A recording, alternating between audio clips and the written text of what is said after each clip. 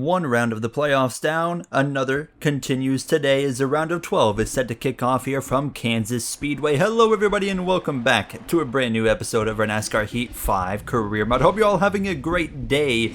We had an interesting first round in the playoffs. It was nothing but success for us behind the wheel of this number 19 Topgolf Toyota Camry, where we picked up 2 wins. We've won the last 2 races. We could have swept the whole round if we would have been able to get that win in Atlanta when it looked like we were going too early on. However, it wasn't quite meant to be, and as well we saw 4 drivers eliminated, and the team that took the biggest hit last episode was of course RFK Racing. Brad Keselowski had a terrible first round of the playoffs after a very solid season. Justin Haley as well had some momentum coming into the playoffs, and a just fumble after Shane Van Gisbergen put up an epic performance in Watkins Glen while they swapped, and Haley ends up out alongside SVG, moving on into this round of 12. We're bringing all the momentum in the world into this round of 12, where we come into Kansas Speedway. And then the middle race will be Martinsville, which is where we got our first win of our Cup Series career, if you guys remember, of course, with Colleague Racing. And then as well, going off of that, we have the finale of this round, another road course, the Charlotte Roval, as we had as well some big news as we start qualifying here from Kansas Speedway. Colleague Racing actually with an announcement. We know they have no drivers coming onto their team currently next season. Well, that finally gets sorted and the solution is here. So Colleague announces they will downsize from 3-car team to just 1 single car next season, and it will be Josh Berry behind the wheel of the number 16 Chevrolet Camaro for Colleague Racing as we cross the line with a 31.175 in this Hollywood Casino 400, and we go P15 in qualifying. About what I expect here at a track like Kansas. Now, we know this is a track where I expect to see Ross Chastain be very strong, Tyler Reddick as well, who's on pole, Kyle Larson, the Hendrick cars in general, other than the 48 of Corey LaJoie. It's not confirmed, but it's basically guaranteed. Corey LaJoie, we know, is not going to be back next season in the 48 car. Connor Zilish as well in the field here today, making another start for the Andretti Global team. We'll see how he does as he looks to maybe move up to the Cup Series next season. We had Truck Series action and Xfinity Series action this weekend as well. It was Landon Huffman who would pick up the win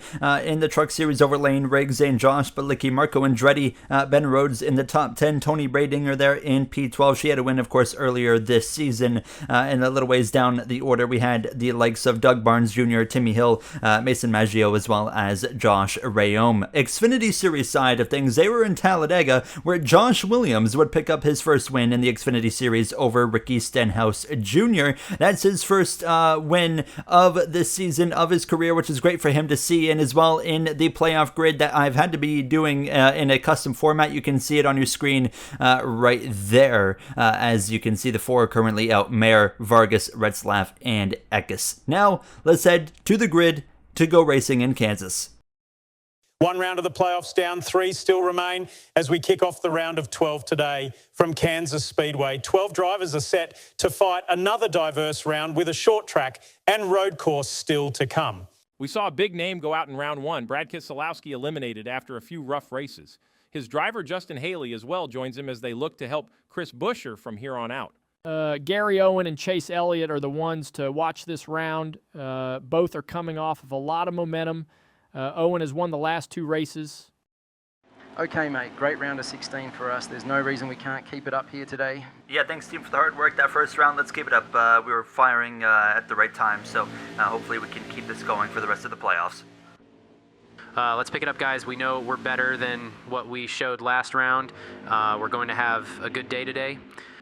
You hear myself on the radio as well as our teammate Christopher Bell behind the wheel of that 20 Mobil 1 car this weekend. Now, Chris Buescher, playoff driver in that round of 12, starting at the back there due to a transmission replacement.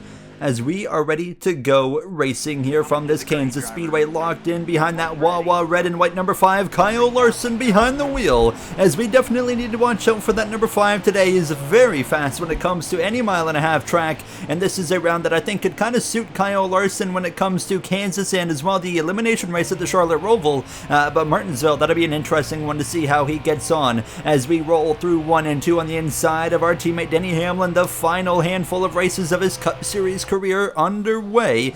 Can he find his way to victory lane? As we head down this back straightaway, we come into this round, the top seed in the playoffs. 5 wins now on the season, as we started that last round, the round of 16, with only 3 wins. So, I mean, a heck of a round of the playoffs. Honestly, we're probably never going to have a round of the playoffs like that again. It was incredible.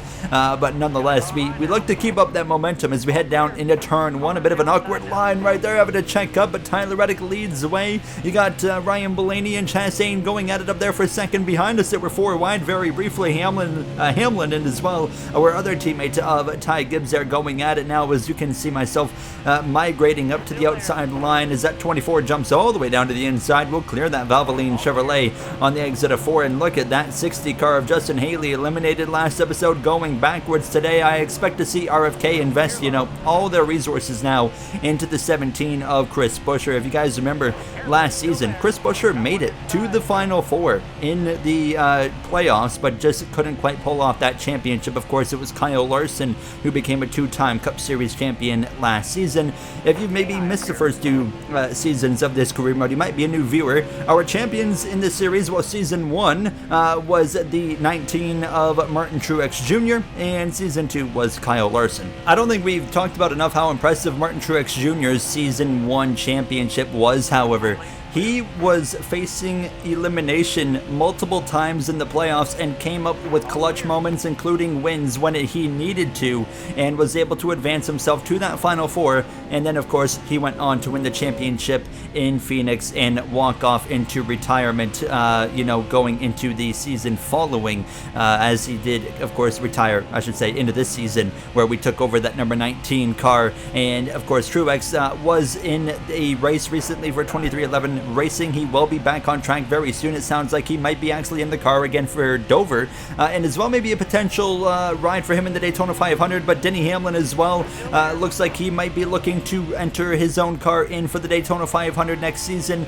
as although he's retiring from full-time competition, he is far from done behind the wheel and far from done from involvement in this career mode series. Chastain now out in front, but Kyle Larson was absolutely flying through the field. He was going up in towards the 3rd and now 2nd position as I go up the outside wall, and Larson's going up the order, but I'm up the track into the wall. Christopher Bell gets through and passes us now. He's flying, as there goes Bubba Wallace as well to follow, and Shane Van Gisbergen in my rear view mirror, noticing him now having a heck of a run here suddenly. So we're just kind of hanging on to around this 10th, 11th place area. As you can see, that number 9 Napa Auto Parts Chevrolet, Chase Elliott going backwards, your Atlanta winner, winning at home, getting his 2nd win of the season there in that first race of the playoffs. And he had a round, very respectable round in that round of 16. He was probably the 2nd best driver compared to myself. But now Kyle Larson to the lead here in Kansas. He is absolutely on the limit in that number 5 car now, as he's crashing in turn 1 and 2. Larson's gone round into the outside wall, tire failure, and it's going to be day over for one of the playoff championship favorites.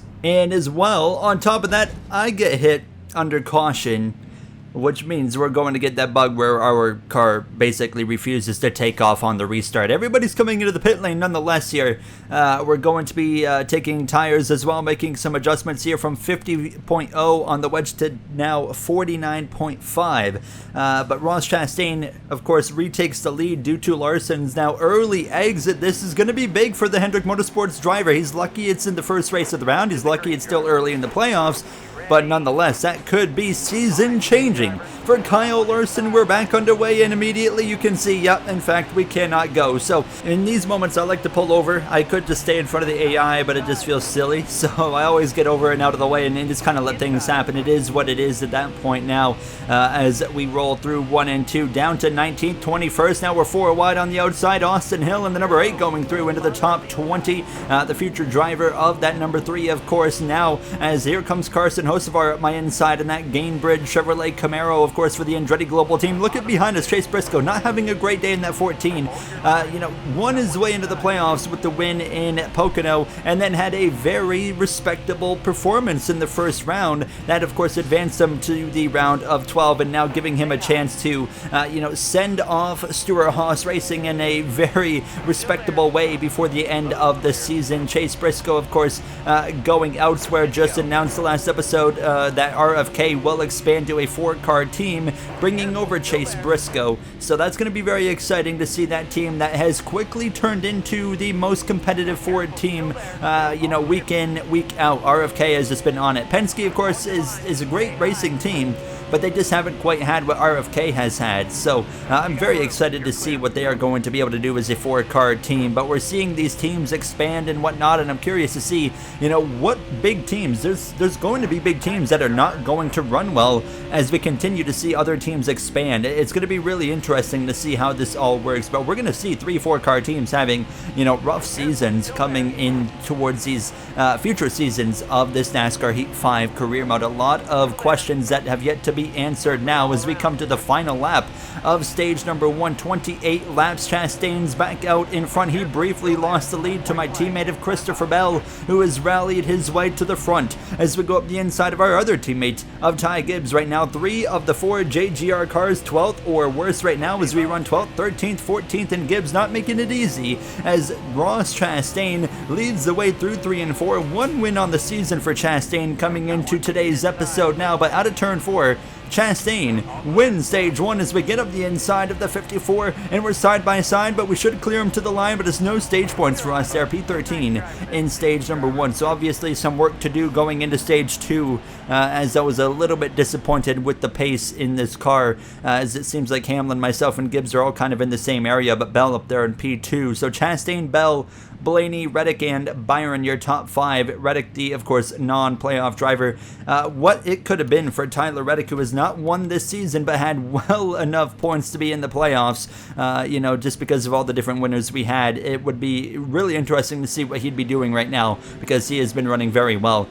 We gain 1 spot, and that moves us into P12 on the pit stop for the restart in stage number 2. The green flag is back out, and Ross Chastain will lead us back to the green for stage 2. A bit of a slow launch from myself now, as you can see all those yellow windshield playoff banners on the front of every single of the 12 playoff cars, and here comes Chris Buescher up the inside. Buescher started in the back after a replaced transmission in his number 17 Fastenal Ford Mustang. Of course, that meant they had to sacrifice a chance at getting points in stage number 1, and outside of Kyle Larson's crash in stage 1, a very clean stage. Is that a hint of maybe a clean race to come here? Now, you never really know what you're going to get in NASCAR Heat 5, and that's one of the things I love. Sometimes you have crash fest races, sometimes you have really clean races where you only see a single caution or 2 outside of the stages. You just never know. However, more often than not, we see quite a few crashes. Nonetheless, rolling that outside through 1 and 2, heading down this back straightaway. Hamlin, SVG, Buescher just in front. Ty Gibbs now currently holding on to the 10th position now. Gibbs, 4 wins on the season. Him and I combine for 9 wins this season. It's been a heck of a rally for us and Ty as well as we go to the outside of that number 54. Of course, looking at personal career mode stats, of course, we were winless in our rookie season with Colleague. They weren't a great team at the time, but we won 3 races in season 2. We've won now 5 races, so 8 wins to our career as we come through, closing in towards the halfway point of the playoffs in season number 3. Nonetheless, we continue kind of hovering in this, 11th, 12th, 13th, 14th area right now, and we're kind of around the same guys this whole time. Gibbs, Van Gisberg, and Hamlin as well. Buescher's trying to move his way forward, and you can see him now actually up on the outside. Here I go to the inside of the Monster Energy 54, and then as well a run to the inside of SVG. The battle of the energy drinks right there. Red Bull and Monster right together now as we head down towards turn 1, using that apron to my advantage. Ross Chastain, he's got a heck of a car. He doesn't have a dominant of enough car to drive away from anybody, but he's got a car that's capable of maintaining the lead, and then when he does lose the lead, he finds a way back to the front, and we're seeing that right there. He was briefly passed by the 20. He would pass him back. Now we're 3 wide in the middle between RFK Racing, but the caution's actually going to be out around the midway point of stage number 2, and it's actually for the 67 2311 car of Trevor Bayne, who is in the field today. Trevor Bayne has had a horrendous history in his races for 2311, and there it is right there. He's done more races than anybody in that third part-time 67 car, and it's going to be day over for Trevor Bayne. We gain a spot in the pit stop up to P11, overtaking Chris Buescher now will restart behind that Red Bull 97 for Trackhouse Racing. The green flag is back out, and it's going to be 11 laps to go in stage number 2. So plenty of time for things to happen, but obviously, you know, we just don't quite seem to have the pace that we need right now. And that was, of course, something we're going to need to discuss going in towards the end of the stage with our crew chief of James Small. Now at the inside of the 10 of Noah Gregson. A great run for Noah Gregson as well. And as well, his teammate of Alex Bowman, newly eliminated from the playoffs last episode. You can see that blue bumper up there. That is Alex Bowman now. And the third car of Chandler Smith, not running that great today, but we do know, of course, Chandler Smith behind the wheel of a Joe Gibbs car next season, replacing Denny Hamlin in the number 11, but will be rebranded to the number 18 as it comes back after a season away. And on top of that, or a couple seasons away, I should say, but on top of that as well, we do know with Smith going to Joe Gibbs Racing, it closes the door for, you know, Jesse Love or William Sawalich, Corey Heim, who were all three names that were potential prospects, John Hunter Nemechek as well, but we know Corey Heim is headed to a third full-time 2311 car next season with the number 11 slapped on the door, so that's going to be exciting as well. There's so many exciting things for this career mode, and there's some surprises I'm kind of hiding from you guys that you'll see in the off-season video now, as we are now engaged in battle with SVG, but he would get me on the outside and I would drop down to P10, and I would stay right here in P10 for the next handful of laps. We come to lap 23, a bit of a slide through 1 and 2 right there. We have been loosening up this car, but that was more of me just kind of getting on the seam the wrong way. But Christopher Bell back out in front, but it wasn't long again until Chastain would retake the lead at the final lap of stage number 2. A pretty calm stage outside of the Trevor Bayne tire failure now, just like stage 1. One caution as now SVG covers the bottom. We get up to that third lane, just get that outside rolling. Now we are putting the pressure on that 97 on the down, out of turn 2, down the back straightaway as Chastain leads the way through 3 and 4. SVG again runs about that inside, about a lane higher than he did in 1 and 2, and we have a heck of a run on the exit of 4. Chastain sweeps the first 2 stages. He wins stage 2. A drag race to the line with the 97. We get him for P9. A very strong stage effort. I don't really think I got anything else, guys. I mean, we're just kind of stuck here in P9 and kind of that area, so I don't know what we need to do. Yeah, 10-4 on that. I think we got what we got at this point. We got what we got is probably the most accurate way to describe the situation right now. I don't really think we can, you know, make the car much faster. We are going to add a little bit of grill tape, going from 35 to 40%. Connor Zillish running P20 as we get ready to go green behind the camera for the start of stage number 3. A bit of cloud cover there over top now as stage 3 is underway. Ross Chastain will lead the field back to green now, and we've already talked about it. That number 1 looking very fast. Kyle Larson definitely was the fastest here until that early tire failure took him out of the race. And like I said, it could be season changing. Reddick goes for an aggressive move on his teammate Bubba Wallace. What a move that puts him through a few extra positions, passing William Byron, the top Hendrick car on the day, while the 48 of course runs about 30th. The 9 of Elliott having a bit of a rough day here as well, and Kansas Chastain all the way to the outside, and that opens the door wide open for young Ryan Blaney to the inside. Not really that young anymore now as we look to the rear bumper and now to the right rear quarter panel of the 16 down towards turn number 1. Byron on the outside of the 23-11 actually running great today with the 2 full-time cars. Reddick and Bubba Wallace right there in the top 5 mix now and could find themselves in the hunt for the win. Of course, Reddick did qualify on pole position, but Colleague Racing fresh off the news that they will downsize to just a 1-car team. We see 3 full-time drivers and 4 full-time cars from Colleague in the field this season, even after all the mess with myself leaving the team and as well the financial penalties after the whole investigation got opened in the offseason and everything that happened there with them sabotaging me. They've still managed to field 4 cars every single week, and we have seen them have hit or miss performances, but of course things have just kind of continued to get to the point where it is now where they have to make the decision to only field 1 full-time car going into next season, and it will be Josh Berry. I think this could be an opportunity for Josh Berry. He's going to be the sole focus of Colleague Racing they're going to invest everything into that one car, and I think that's potentially going to be a bit of a secret weapon for that colleague racing team, and I really want to see them succeed. But nonetheless, 26 laps to go at this point. We have had a very nice clean and green stage 3 so far. Chastain continuously finds the way back to the lead as Ryan Blaney currently runs second. Bell has drifted down the order to about 6th or 7th and really hasn't been able to go further than that now, so not quite the stage 3 he was looking for, as he was looking way stronger, fighting for the lead a lot in stage number 2 and even towards the end there of stage number 1.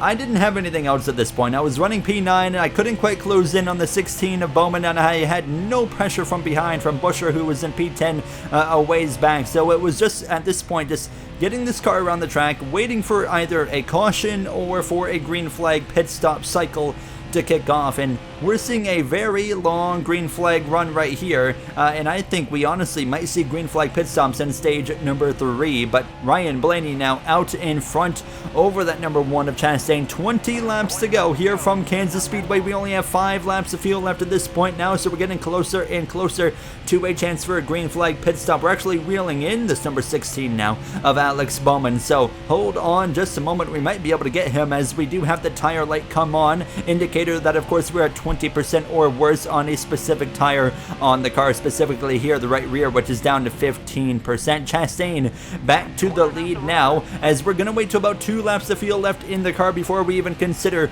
making that pit stop, but that moment would come here right now as we roll through 3 and 4 on lap 77, and you can see a few cars pitting, including my teammate of Christopher Bell, so we're gonna follow him in, Byron, Bell, myself, and usually I like to stretch it, but I was very confident we're going to get a green flag run here, so I wasn't hesitating to pit now, just kind of feeling everything out, and I do feel like we're going to be safe to make the pit stop now. So it's a 15.2 second stop for 4 tires, filling it up on fuel, and we actually get a very respectable stop that's going to close us up to the back of the 24 and the 20 a little bit. Everybody's now in the pits behind us, and I did not want to be in the pits with, 35 other cars. Shane Van Gisbergen still on the track. He's really stretching it. He's going to be pitting this time by, but look at the run we get to the back of the 24 as we go down into turn number 3. He's going to migrate up the track. I'm going to cross back over towards the middle lane now as we exit turn 4, but we are about to gain a bunch of positions, and we might, even with just pitting 1 lap earlier than these cars in front of us, gain a few spots out of it. Let's see, there's Alex Bowman and Noah Gregson right there, so there we go, there's an additional few spots, and as well Bubba Wallace exiting on the apron in turn 2. That's going to be another position gained. We just made huge gains right there, up into P7, and we well past the 97 right now. That will put us P6. A major gain. Now it was P6. We don't have a car. From earlier it didn't look like we had a car capable of running in the 6th position, but we have stuck with it. We've held on. We've made some adjustments, and I think this is what's making us such a threat for this season's championship suddenly, as we're just finding ways to get extra positions out of any scenario. Chastain continues to lead with 10 laps to go. What a green flag run this has been. The whole length so far of stage 3, and it's over because Corey Heim blows a tire and he's crashing in 3 and 4. The caution flies. LaJoy gets a piece of it as well, and the 45 of Tyler Reddick actually slams into the 47, which is probably going to make that 45 really, really slow on this next restart. And guess who gets to start behind him? Myself. So obviously not the ideal situation here, and yeah, you see the 45 right there, so he's not going to launch, I don't think, on this restart.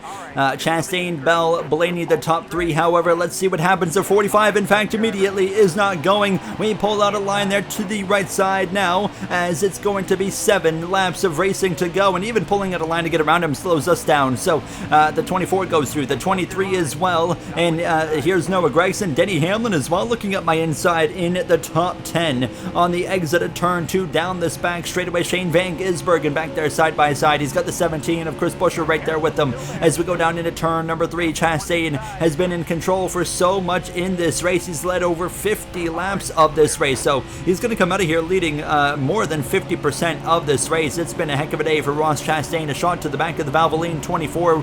William Byron has had a strong playoff so far, just a consistent first round that put him into the round of 12, and here he is just having a really solid day. Now I'm really curious to see the damage done, however, to Kyle Larson. following this race in that number 5 as we get around the outside of the 24, looking to the outside of 5th place of Noah Gregson as well into turn 3. They're all migrating down to the just bottom 2 lanes right there, but Chastain's under pressure from Ryan Blaney. Both drivers up there battling for the lead have only 1 win apiece, but Blaney gets past the number 1 on the exit of turn 4. Ryan Blaney to the lead with 4 laps to go once we cross the stripe, and I really just couldn't go anywhere. Christopher Bell, however, 3 wide up the inside, making a 2-for-1 special in turn 3 and 4. He moves up into 3rd as we continue P7. Reddick as well trying to move his way back forward as we approach 2 to go. Ross Chastain, however, back to the inside of Ryan Blaney. I slide on the exit of 4. We got the 2:23.11 cars right here with us. Bubba Wallace on the outside, Reddick on the inside, and now they're free to fight it out as we approach the final lap of this Kansas Speedway race. The first race of the round of 12. It's been an interesting one from start to finish, but it's been Chastain at the front when it matters in every stage. He won stage 1, he won stage 2. He's faced challenges from drivers all day long. Ryan Blaney, Kyle Larson, Christopher Bell. As we exit turn 2, Bubba Wallace sticks on the outside of us now as we fight for P7 and P8, but it's all Ross the Boss Chastain leading the way through 3 and 4. He covers off the 12, and for the second time this season, and maybe the most important time this season, Chastain comes through to win in Kansas as we have a bit of contact there with Bubba Wallace crossing the line, but P7, we will absolutely take that here from this Kansas Speedway as Ross Chastain gets to celebrate with a burnout for the second time this season and lock himself into the round of 8. We'll take a look at the finishing order, but of course the playoff notables that ran very well. Of course, Chastain with the win, but we got a good finish out of it. Bell as well, Byron Blaney. We know those names are going to be looking good on the playoff table, but the names that didn't quite run that well, Chase Elliott and of course Larson out of the race, but Logano didn't run that great today, and neither did Chase Briscoe. And let's take a look at how that affects the playoff grid going into the paperclip at Martinsville. So we are the second position, 38 points above the cut line. This is the round I actually feel most confident in, so I'm pretty confident going into these next 2 races. But Bell, Byron, Blaney, they're all 20 and more points above the cut line, and then it gets tight. Gibbs only 9 above Chastain as well, or sorry, Van Gisberg and his teammate 4 points above, and Busher only 1 point above Chase Elliott, who finds himself below the cut line, and same for Larson, 11 points out, 15 for Logano, and Briscoe last, 23 points below the cut line going into Martinsville, a track that I think could be a great day for Hendrick Motorsports. We'll see how it goes then. I'll see you guys then from the paperclip. Thank you for watching, and have a great day.